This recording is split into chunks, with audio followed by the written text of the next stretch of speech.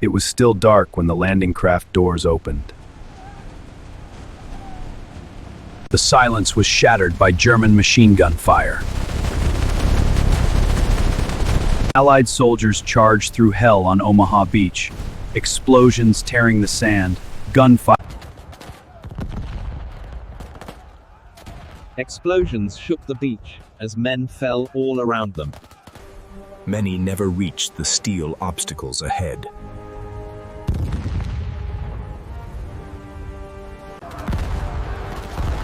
This moment would decide the fate of World War II.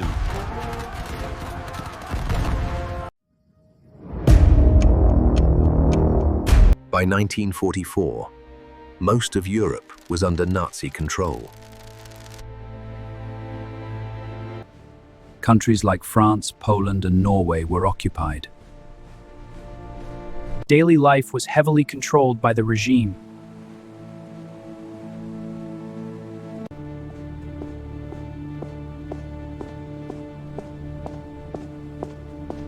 German forces controlled vast territories across the continent. From the outside, their power appeared overwhelming.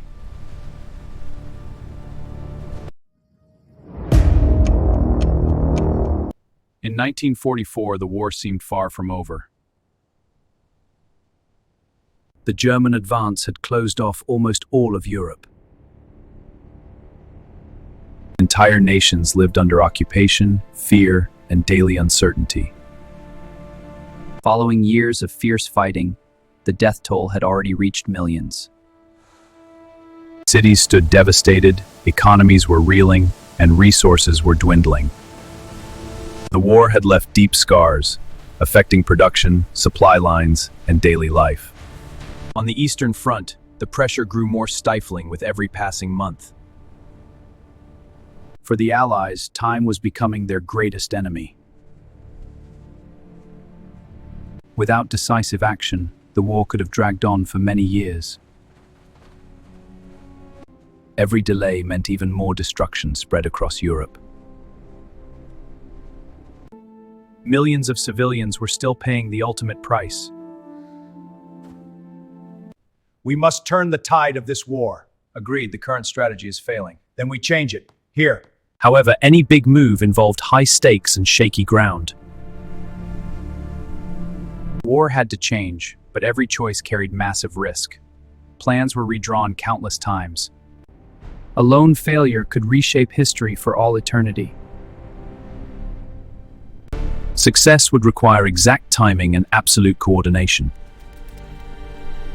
The venue had to be stunning and strategically pivotal. The future of Europe hung on a crucial choice. The decision is made. This choice would become known as D-Day.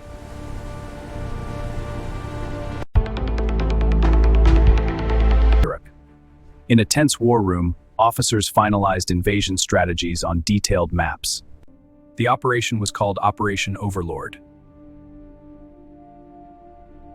General Dwight D. Eisenhower led the mission. The invasion targeted the coast of Normandy. Over 2 million troops gathered in Britain. Thousands of ships were assembled to transport soldiers across the English Channel. Hundreds of aircraft were prepared to support the land and sea assault. The invasion date depended heavily on tides, moonlight, and weather conditions. A powerful storm nearly forced the Allies to postpone the operation.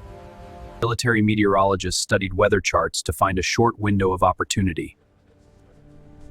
Meanwhile, a massive deception strategy was secretly put into motion. This deception campaign was officially known as Operation Fortitude. Fake armies and inflatable tanks were positioned across southeast England. False radio transmissions were sent to confuse enemy intelligence services. The goal was to convince German forces the attack would strike Pas de Calais. We must reinforce the Calais deception here. German commanders strengthened defenses there, expecting the main invasion. Meanwhile, the real invasion force waited silently along the southern coast. On June 6, 1944, the long-prepared plan finally moved into action.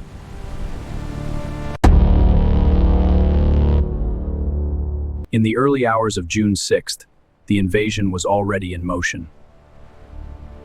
Transport planes crossed the English Channel under complete darkness. Their engines echoed across the quiet countryside below. Paratroopers prepared silently for the most dangerous mission of their lives. Inside the aircraft, red lights signaled that the moment had come. The doors opened, revealing nothing but the cold night sky. One by one, they stepped into the darkness below. Anti-aircraft fire suddenly illuminated the clouds above Normandy. The sky quickly turned into a scene of chaos and confusion. Many paratroopers landed far from their intended drop zones. Entire units were scattered across fields and hedgerows. Confusion spread through the dark countryside before sunrise. Some would never reach the objectives assigned to them. Strategic bridges became vital targets in the unfolding operation. Despite the chaos, the operation continued without hesitation. Across Normandy, scattered fighting had already begun. The longest day of the war was just beginning.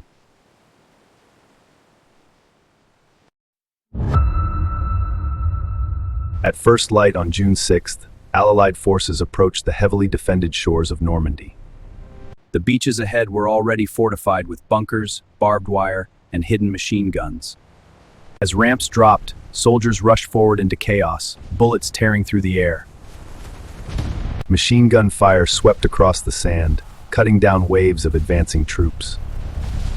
Many fell before reaching cover, the shoreline turning into a deadly killing zone. We have to get him to cover! Get back! Go! Despite the losses, small groups pushed forward, seeking shelter behind obstacles. Move up! Take cover! Behind that next one! Engineers risked their lives clearing mines and opening narrow paths inland.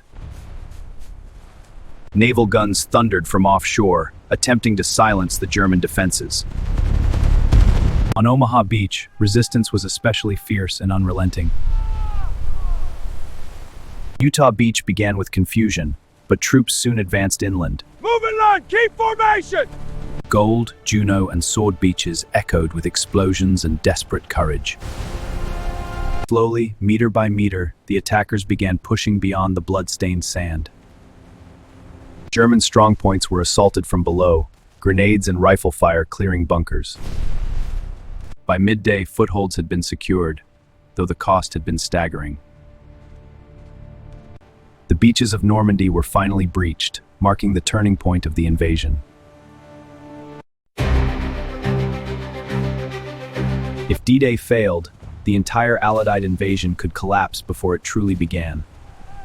The first assault waves faced relentless fire and overwhelming defensive resistance.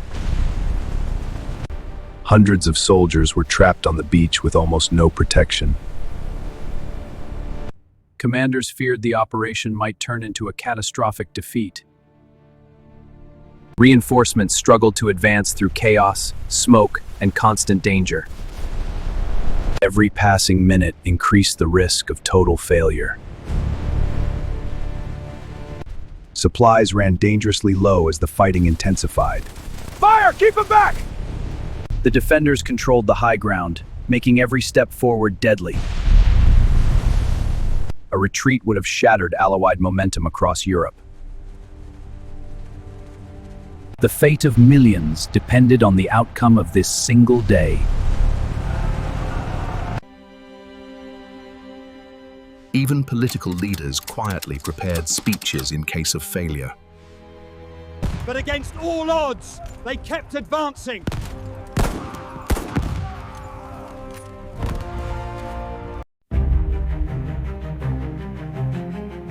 After D-Day, nothing would be the same.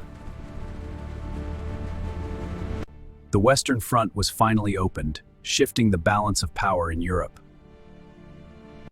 Germany now faced growing pressure from both East and West. One by one, occupied cities began to return to Allied control. Across Europe, hope slowly replaced years of fear and uncertainty. What started on those beaches would lead to the end of the war in Europe.